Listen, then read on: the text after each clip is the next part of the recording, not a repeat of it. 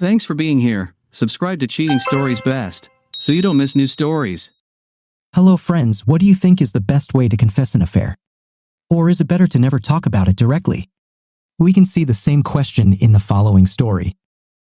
Dave Brown was sitting in a chair in his living room. Opposite his chair stood an empty couch, and between his chair and the sofa there was a coffee table with 3 glasses of champagne, 1 full, 2 empty. There was a bottle of this drink in an ice bucket next to the table. Anyone watching him as he relaxed at 7:02 p.m. would have been a little concerned when he clearly said, "That's right, I hear her car in the driveway," but there were no observers. Dave was alone in the room. He continued to sit with a relaxed expression. When the front door opened, he couldn't be seen from where he was sitting, but he immediately heard his wife's voice. "Where are you, Dave? In the living room?" Dave stood up abruptly as his wife entered the archway.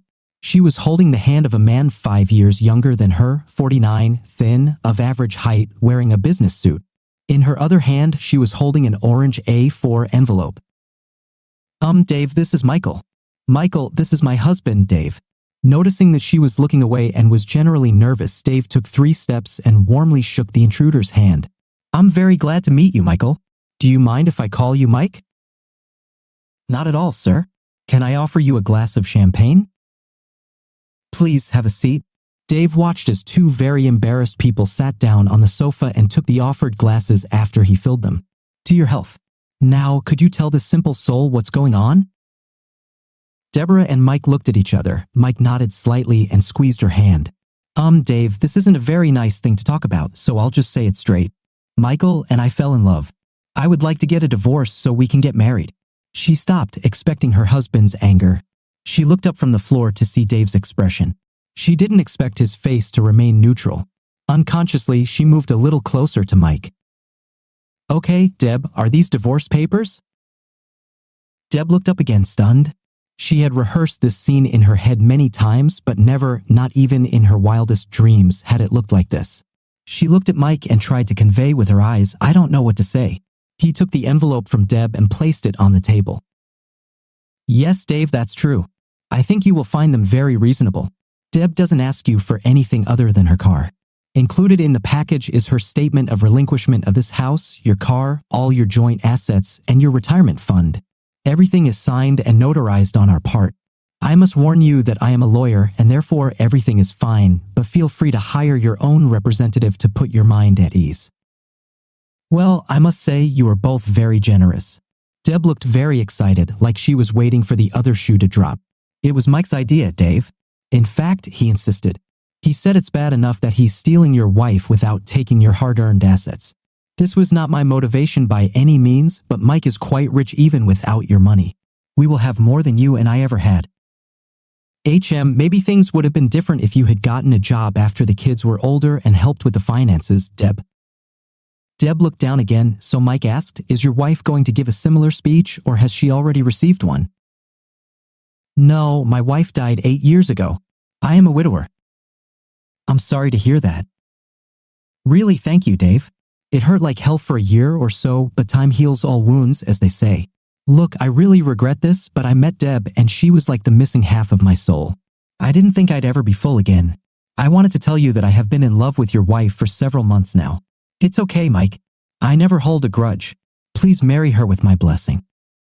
Mike and Deb exchanged stunned glances. Deb, because it wasn't at all what she expected, then she felt great relief.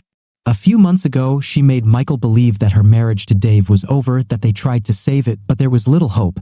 She knew that the weak point in her plan was Dave's reaction, which could make Mike realize that this was not entirely true. That's why she begged Mike to do it without confrontation. Mike insisted that real men solve problems head-on. He did not give in to persuasion. Mike was stunned because even after Deb told him that her marriage was on its last legs, he expected a more angry reaction from Deb's descriptions. He formed a mental image of Dave from what she said. He was a large, uneducated man who was used to solving problems with his fists. Mike toyed with the idea of bringing a bodyguard with him tonight, but eventually dismissed the idea. In the depths of his soul, he thought that if the offended husband hit him a little, it might ease his own conscience. His own sense of decency weighed on him. "So, Deb, I assume you met Mike at one of your girls' parties?" Deb nodded toward the coffee table. One of those girls' nights out that you assured me was completely harmless and didn't threaten our marriage when I asked. This time, Deb nodded toward the floor. I think this is a lesson for you, Mikey boy. Mike looked at Deb. Deb's gaze moved to an area of the floor a little further away from Mike. So, what happens to people now? Come on, Deb, you have to have a plan. You're giving me the house, so I'm guessing you are going to pack up your things and move in with him. I won't bother you. I was going to do this tomorrow while you were at work. The locks will be changed by tomorrow. I'm sure your lawyer friend will agree that this is a wise move on my part. It's easier if you do it now, isn't it? Deb and Mike stood up to go upstairs. How about we talk, Mike? Deb can start packing. Come on, Mike, let's chat. I think you owe me at least this. Deb was torn between wanting to avoid this truly awkward situation and having to bear witness to everything that was said. In the end, Mike made the decision for her, sitting back down. Go, Deb. I promise not to hurt him. I just want to chat until we get divorced. I will feel responsible for your safety. I just want to make sure he has your best interests at heart. Besides, you made the decision to leave me. I don't see the point in trying to talk you out of it. Our marriage is obviously dead. Both men watched her walk up the stairs and disappear. I must say you are very reasonable, Dave. It's okay, Mike. Between you and me, I haven't felt Deb's love for about a year now. I guess that's when you met. It will indeed be a relief. I have no desire to condemn both of us to a loveless marriage. That's still very nice of you, Dave. You're welcome, Mike. Now, as a lawyer, you know that whenever you sell a car or house, you are legally obligated to point out any known defects to the new owners. Mike laughed. Well, slavery is dead, and I don't think Deb would like being seen as property that needs to be transferred, but I see what you mean, Dave. Dave smiled too. He correctly guessed that Mike was an intelligent and decent person. Okay, now please believe that what I'm about to tell you is not dictated by malicious intent. I just want to point out some of Deb's flaws that may not be obvious after a year of dating. Besides, her future happiness is important to me. After all, I've loved her for 27 years. I would also like to share everything that I tried to do to make her happy but obviously failed. This way, you will know not to waste your time on the same thing. Mike nodded. He knew that what was about to happen probably wouldn't be entirely altruistic in intent, but he felt he had an obligation to listen to this innocent man. Right? I'm guessing Deb is back on the pills. Mike nodded again, feeling a little awkward. It was tantamount to admitting that he slept with this guy's wife. Yes, she takes pills. I had no idea she ever stopped. She was on the pill when we met, but about 6 to 12 months after we got married, she came off it. She said they suppressed her sexual appetite. From then on, it was condoms for me. I can't stand these damn things. They take away all the spontaneity. And I don't know about you, but I struggle to get by without them. Yes, I know what you mean, Dave. Then, when we decided to stop at 2 children, she started using condoms as an excuse not to make love as often. I begged her to go back on the pills, but she refused, saying she didn't want to swallow artificial chemicals every day. Since then, our lovemaking has dropped from several times a week to several times a month, then to 0 about a year ago. Mike didn't answer. He knew Deb was very careful about what food she ate and chose chemical-free options wherever possible. Sex with her was still exciting and happened at least 3 times a week, even with restrictions on their meetings. I know this is very ungentlemanly, Mike, but I want to know if my wife satisfies your sexual needs because I was denied a lot of things and then we stopped having sex completely until recently. I just got tired of getting knocked down and stopped asking. Maybe you'd like to write in your diary to keep track of any sudden lows every month or so. Dave paused so Mike could add something, but Mike didn't take the opportunity. And here's another thing that I noticed only a couple of years after our wedding. One day, I looked around and suddenly realized that almost everything I owned before Deb was gone: a bed, clothes, a sofa, and photos of old girlfriends. Although, to be honest, I found them in the attic. I don't know if all women do this or if it's just Deb, but it was as if she wanted to clear the nest of previous female influences. Again, Dave paused, and again, Mike remained silent. He thought about his new bed and sheets, then he remembered his conversation with Deb a week ago about the portrait of his first wife, the woman he loved dearly until circumstances cut her out of his life. I hope you're better at spotting her lies than I am, Mike. Just 3 weeks ago, I asked if she still loved me and if things were good with us. She looked me straight in the eye and said yes. She did the same thing she always did, looked me in the eyes until I broke eye contact. I can't believe it only took 3 weeks to fall out of love so much. Mike reeled slightly from the surprise of this conversation and from all the information Dave was trying to force him to absorb. Something about those last 2 sentences was alarming, but he didn't have time to pinpoint the source. So he focused on the only aspect he could absorb. Don't worry, Dave, I am a lawyer. I spent 20 years learning how to spot liars. They always give themselves away. Fine, again, just some advice that you can take or not. Watch to see if she takes off her rings when she goes to visit her sister. You might want to check out her underwear drawer. I advise you not to trust her blindly, as I did. It seemed to me that she was completely incapable of deception, but obviously, I am stupid. What more can I say? Oh yeah, if she stays true to form, she'll probably stop going to the gym in about 6 to 12 months and gain some weight. At that moment, Dave stood up, took a photo album from the shelf, and began flipping through the pages. Here are a couple of photos from 2 years ago when she started going to bachelorette parties. As you can see, her face and ass are plump. But after 2 children, who would be surprised by this? Mike turned a few pages and saw a plumper version of his bride wearing much less makeup than he had ever seen. He was a little taken aback by the difference a little makeup made. He continued flipping through the pages. Is this Deb's mother I see? A strong resemblance? Yes, it is. Wait a minute. As you can see, she was a beautiful woman. This is her when she was about 50. She was a very glamorous woman. Dave picked up another album and opened it to the page he expected Mike to say. How old is she here? Around 55. Dave smiled and watched Mike alternately look at the 2 photographs. And now I promise to tell you about all my mistakes because of which she could not love me. I suggest trying a different approach. Mine was clearly unsuccessful.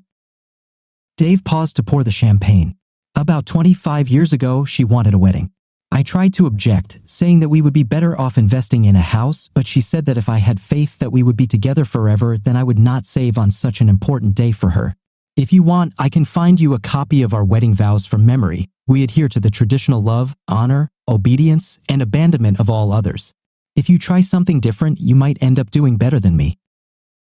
Not really important to you, but don't bother working your fingers to the bone and doing a bunch of crap over time so she can get the flash house she's always dreamed of. This clearly didn't deter her. In fact, we're probably here because I refused to pay for the facelift she wanted, preferring to invest in our retirement. She can be quite persistent when her heart is set on something. You probably noticed. Mike nodded, wondering if this characteristic of Deb was truly the admirable quality he still believed in. So, I shouldn't have thought that I was acting smartly inviting her on a date every month to discuss everything that concerns me or our relationship, which begins to irritate or causes the slightest indignation. Our last date was less than a month ago and she didn't say anything. A man of your caliber, I'm sure, can come up with something better. At that moment, Mike noticed a twinkle in Dave's eyes and suddenly realized what he was up to. However, he made some good points. The idea of Deb being completely free of guile was very much at odds with some of his own thoughts of late. He was so taken aback by Dave's obvious amusement at the whole scenario that he again ignored the internal alarm. Dave continued to talk even though they both obviously knew Deb had stopped coming down the stairs once she was within earshot. Keep an eye on the lists of things she plans to remove from the house. This is a good hint that she already disdains the marriage and is looking for a replacement. It won't change much about what happens, but it will allow you to prepare for the endgame she has planned and encourage you to start digging for more evidence. Mike blinked and looked around. For the first time, he saw 3 champagne glasses and an ice bucket, a clear indication that all 3 present knew about today's meeting in advance when there should have been only 2 of them. His usual highly observant nature missed the clues. Dave watched Mike's eyes dart. Yes, I knew it would be today. Deb called me twice today to make sure I would be home by 7. Mike tore his eyes away from Dave and looked to where Deb was halfway down the stairs. Deb resumed her descent, clearly pretending that she had not heard the last minutes of the conversation. Dave, do you want to talk about which family photo I can take now or some other time? Dave ignored her and leaned towards the opposite couch, never taking his eyes off his rival. The last thing I did wrong was forgive Deb when I first caught her cheating on our marriage, Dave admitted. What? When? Mike asked. No, escaped Deborah's lips as she retreated into the kitchen. Yes, it was right after the birth of our second child. I forgave her because she and our counselor convinced me that it was an isolated mistake caused by postpartum depression. I often wondered if I was too soft on her. Perhaps a tougher line at the time could have prevented a recurrence. I justified my actions by saying that I was acting in the best interests of the children. They grew up to be good people, so I hope I did right by them. For her sake, I hope that you will be generous enough to forgive her when your time comes. I don't know what to say, Dave. You don't have to say anything, Mike. Just answer me. Look into your heart and ask yourself if you would forgive your late wife if you found her as your lover in your own bed for the first time. Mike lost his composure. He leaned forward, and out of the corner of his eye, Dave noticed some movement and saw pale-faced Deborah standing in the kitchen doorway. My wife would never show me such disrespect. We loved each other too much. Wait a minute, you said the first time Deb cheated on me. Were there other times? No, only twice, then and now. Deb ran out of the kitchen, screaming desperately, "I'm done packing, Mike. If you take my bags, we can get out of here right now."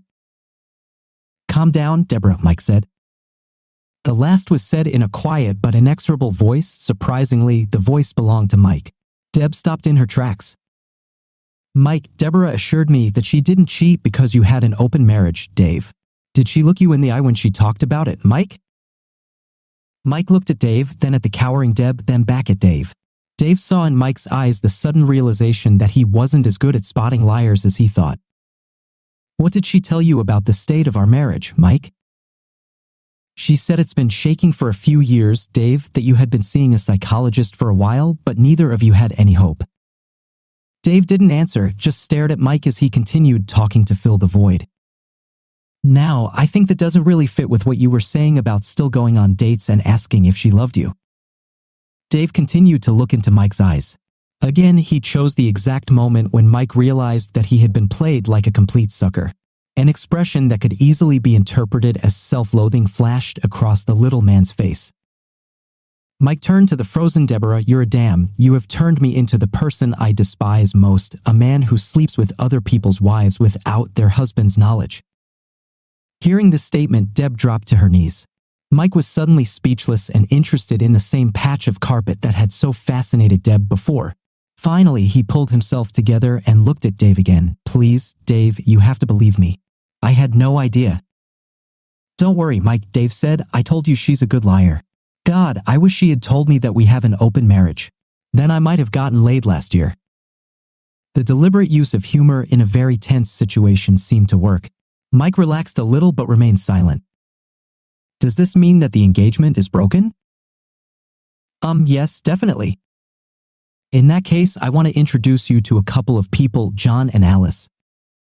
At that moment, the door to the basement opened. Hearing the noise, Mike turned around and saw a young man and a woman approaching. "Mike, I want to introduce you to my son John and daughter Alice."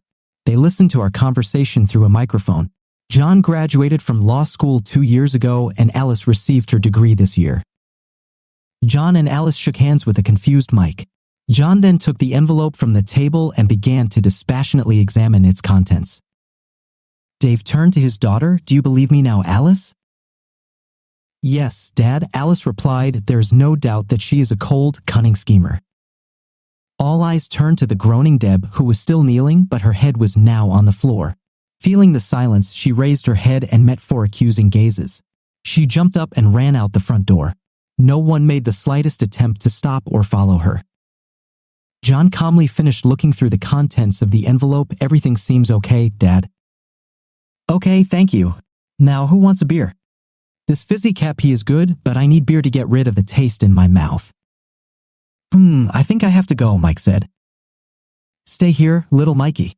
We still need to figure something out.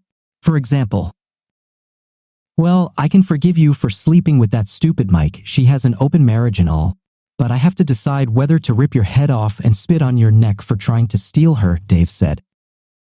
Mike looked at the other man, noting that he was a head taller and much larger. Then he looked into Dave's eyes and saw the already familiar shine. "Dave, have you ever thought about a career in law? The way you threw me off balance, passing off negatives as positives and not giving me time to think, was worthy of the best prosecutor I've ever seen."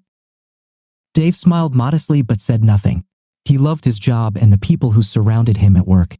So, for beers, for the first time ever, Dave looked away until he was sure that the tears that had accumulated in the corners of his eyes had disappeared.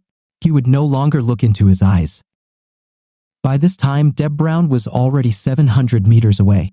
She was walking quickly and accelerating as if her heels were on fire. In this situation, of course, I feel sorry for the children who will eventually understand everything, but is the woman right? Write in the comments. Now let's hear the story of a long marriage that turned to tragedy and low betrayal. My name is James. I want to tell you about the time when I met my first love. It all started back in my childhood. It so happened that I was born in a small provincial town where all the neighbors knew each other. So my parents often let me play on the local playground because strangers usually did not hang around. I had many friends, but Lisa held a special place in my heart. We had a lot of hobbies in common, like reading comic books and collecting different toy figurines. I always had fun with her, and soon these feelings started to grow into something more. Even in school, we were in the same class and sat at the same desk. Of course, from time to time, all sorts of disagreements arose between us. At those moments, we would fight or ignore each other. After a while, however, we would get bored and rekindle our friendship. When high school started, we started dating. And this decision was not spontaneous because I had already been actively courting Lisa for several years. She looked very attractive, so many boys tried to arouse her interest. But I nipped it in the bud because no one could start communicating with her so easily. I was too jealous and I couldn't let that happen. As it turned out, her feelings were mutual. We liked each other, so there was nothing stopping us. Soon after school, we decided to get married. Of course, such an initiative strained our parents since we were young. Some members of the family suspected that Lisa was pregnant, but that wasn't true because there was no way I would have done that to her. And then we stand at the altar.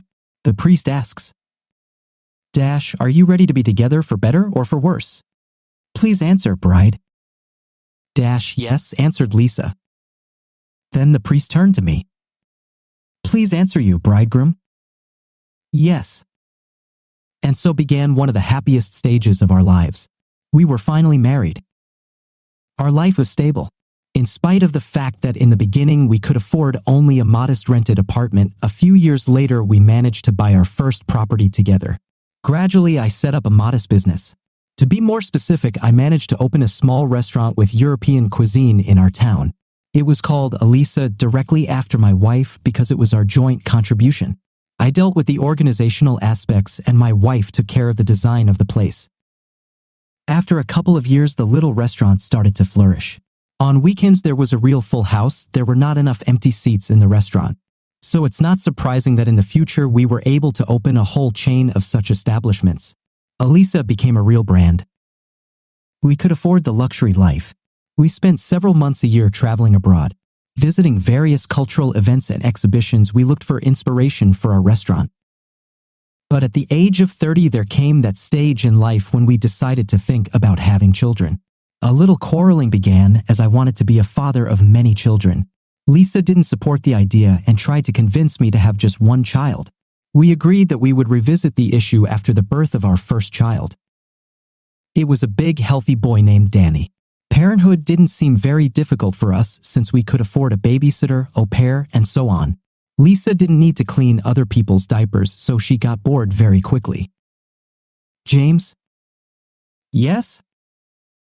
"We need another baby after all," she said. I was pleasantly surprised. "Wouldn't it be 3 at once?" Lisa looked at me carefully and then nodded affirmatively. 5 years later, there were 6 of us.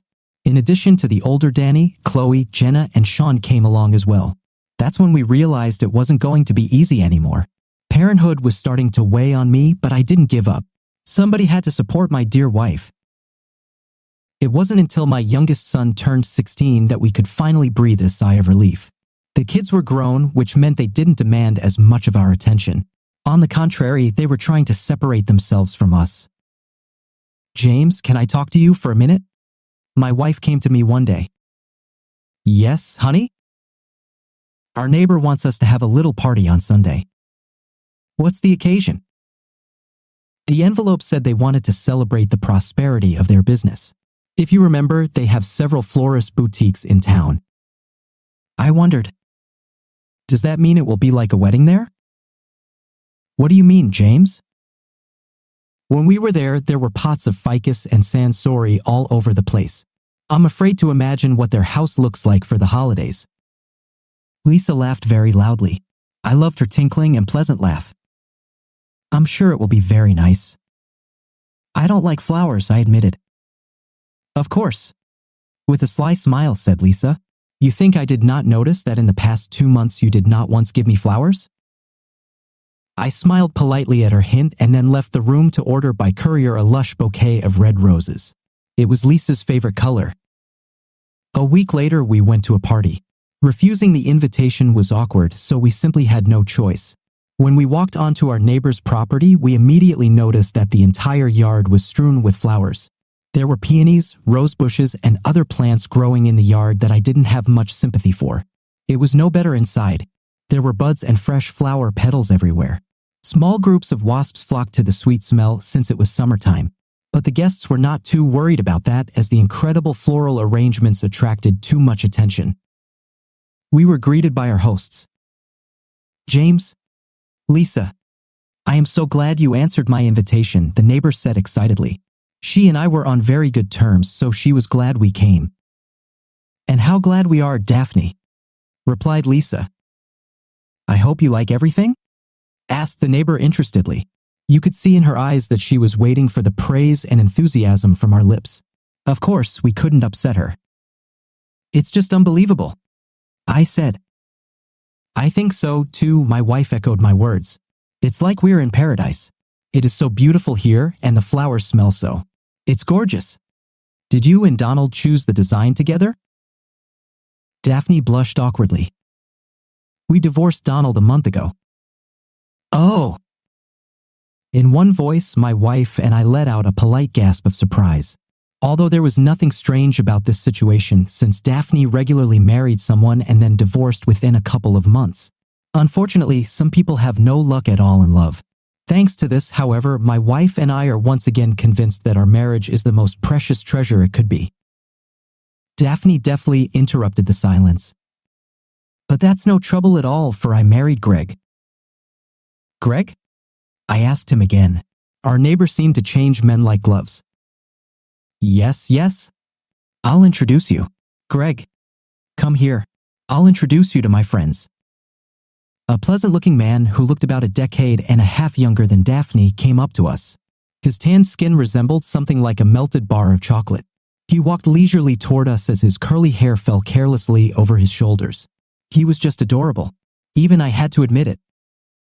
Displaying his charming smile, he shook my palm and then kissed Lisa's hand. My name is Greg. It's a pleasure to meet you. So did we, my wife answered sweetly. I helped Daphne pick out the floral decorations. I hope you will remember today for a long time to come. After that, Greg went off to meet the other guests. What do you think of him? Daphne asked slyly. He is so young, Lisa said. Of course he is. That's what interested me. Despite my dislike of flowers, the party was worthwhile. We got to drink a few glasses of champagne and discuss the life of our neighborhood with our rich neighbors. Everything was just charming. However, there's always a little annoyance. My wife was careless and accidentally palmed a wasp. Lisa groaned loudly and I noticed a reddened bite on her arm. Daphne reacted to the noise and quickly approached us so that we wouldn't frighten the other guests with the situation. Oh, that damn wasp. I'm sorry, Lisa. It's warm today, so we couldn't keep the windows closed, Daphne said pitifully. Greg came over to us and took my wife's hand. The gesture made me feel dubious, but I decided to ignore it. Lisa, you need to remove the sting from the wound immediately or your hand will swell even more. Let's go to the bathroom and I'll help you. Yes. All right, my wife said frustratedly. I followed them into the bathroom, but Greg stopped me. Don't worry. I'll clean it up quickly and get your wife back. The bathroom is small, so you won't fit, the young man said with a smile. Good, I understand. In that case, I'll wait. In about half an hour, my wife returned to me with a bandaged hand. Our stay was spoiled by this incident, so at the first opportunity, we decided to leave. How so? We're still going to have fun tonight, said Daphne sadly. Lisa's not feeling very well right now. Her palm hurts, so we'll leave early. Whatever. We left. By the next day, the swelling on her hand was almost completely gone. Lisa continued to do her daily activities, that is, to look after her youngest son. I, of course, worked during this time. When I returned from work the day after the party, I managed to catch my wife on the phone. Yes. I'm fine. Thank you very much. I am very pleased. As soon as Lisa noticed me, she immediately said goodbye to her companion and hung up. My wife began to smile at me amiably. Somebody called? Yes. Greg called me to ask about my arm. I wondered, why didn't Daphne do it? My wife thought for a while and then answered my question. Daphne called first. She and I discussed my hand and she felt guilty. Then she put Greg on the phone because he was worried too. The situation puzzled me a bit. I couldn't understand why the neighbor's husband was worried about my wife's health. I see. Then I'll go upstairs, Lisa. Good. I went upstairs to the bedroom and thought about the situation for a long time. But it wasn't right to beat myself up with my thoughts, so I decided to ignore Greg's prank. And just as I had forgotten about the situation, 2 days later I noticed this guy at our house. It was very strange to see someone I hadn't invited. Lisa was kindly chatting with Greg in the living room. I was on my way back from work that day. Oh, James. We were just discussing something important, exclaimed Lisa. Yes? What is it? Greg greeted me politely and offered to shake my hand. I started to fidget, but finally squeezed his hand. Greg and I were discussing that we could use the new decorations at the restaurant. I see. I was surprised to hear about this for the first time. There was a sense of resentment that Lisa had chosen to discuss it with an outsider and not with me. In that case, I don't want to distract you. I'm very tired after work, so I'll go. Okay, my love, said Lisa kindly. From then on, Greg came into my life more and more often. My wife was constantly talking to him on the phone, going to visit him on her own, and doing other incomprehensible things. The motivation for her actions was inexplicable to me. I suspected treason on her part. And it turned out to be true. One day I noticed them cuddling in our bathroom. Luckily, they didn't notice me. I was too angry and annoyed too, but I could contain myself. I wanted revenge that day, and I decided that sooner or later it would happen. The important thing was to wait for the right moment. A month later, Daphne threw another party, but it was for Greg's birthday. Of course, my wife and I were the invited guests. The evening was great except for a few moments. Lisa felt that I had become too cold to her lately. And instead of reconnecting between us, she decided to distance herself from me as well. You could say that our dislike was mutual. My wife and I were talking to the other guests. James, how's your business going? It's going pretty well. We're thinking of expanding again. I'm going to buy a little piece of land by the waterfront to add my restaurant to it. Wow. Daphne's friend exclaimed, your family is slowly taking things to the next level. James, I'm going to go powder my nose, said Lisa, and then headed toward the restroom. I started to keep a close eye on Greg, who was in the opposite corner of the room. 10 seconds later, he headed toward the restroom too. It was just the right moment. Daphne, can I talk to you for a minute? I called to my neighbor. She quickly came over to me. How do you like tonight, James? It's great, but I need to show you something. My roommate looked at me in surprise. I could tell from her eyes that she was confused. I told her to follow me. We made our way toward the bathroom. It took one long hallway to get there. James, I don't like. T.S. I pointed my finger at her to keep her quiet. As we approached the restroom, small moans began to be heard. With frightened eyes, Daphne watched me. I turned to her. I'm sorry. I promise I'll pay you for the door. What? Before Daphne knew it, I had my shoulder on the door. The lock snapped and bounced the other way. At first, the neighbor was very angry, but then her expression changed dramatically. Standing inside were a half-dressed Greg and Lisa. Everyone was surprised at this situation except me. I knew what was going to happen next. Daphne is a girl with a difficult temper as evidenced by her numerous weddings and divorces. She was very hot-tempered, so I wasn't surprised when my wife was dragged by her hair into the living room. Lisa looked at me with pleading eyes, but I showed complete indifference. All the guests watched in amazement as Daphne punched and shoved my wife. I enjoyed watching the spectacle. At the end, when my wife was pushed out of the house after all, it was Greg's turn. It wasn't that interesting to watch, so I left. As it turned out later, Lisa was very offended by my action. This situation seemed like a betrayal to her. I didn't argue with that. The following week we divorced. I didn't want to kick her out of the house, so I left on my own. And my life was very interesting. I went over to Daphne's house a couple of times because I felt guilty about the little furor I had managed to cause. Of course, my neighbor forgave me. More to the point, after all that had happened, we decided to get married. My ex-wife hated me for such an act, but I no longer cared because it was my turn to play with someone else's feelings. Agree, it was interesting that at the end the main character got married to that woman. It was unexpected. What did you think of it all? Write in the comments and we say goodbye until new videos.